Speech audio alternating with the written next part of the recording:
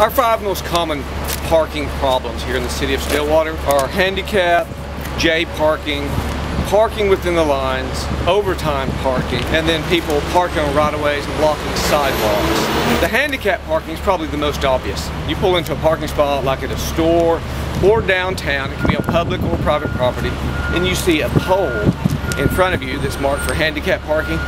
Only those persons with a handicap placard are allowed to park in those spots. J parking, basically that's parking on the wrong side of the street. If you pull up to parallel park on a street adjacent to the curb where your car is parallel, you have to park with the passenger side of your vehicle within 18 inches of the curb line.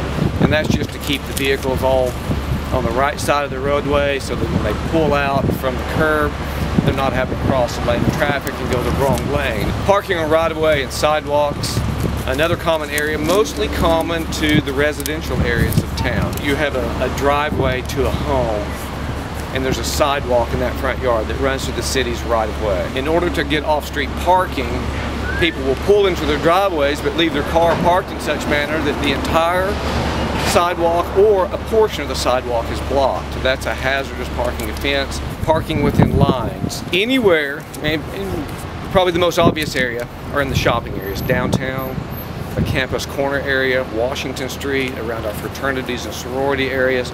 You will see on the public streets, public right-of-way, that the parking spots are marked with a white line.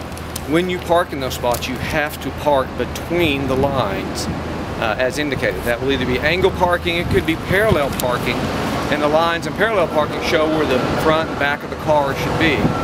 You can't park your car in such manner so that it extends over those lines. Overtime parking. We have time parking downtown, campus corner, and on the Washington Street area, which are all shopping areas. There are various time limits, and those time limits are dictated by these signs. So cars can pull in here and park for up to 90 minutes, and then they have to move their vehicle. Now, downtown, we also have some 30-minute spots. We have some 3-hour spots, depending on which street you're on. You just have to look for the signs.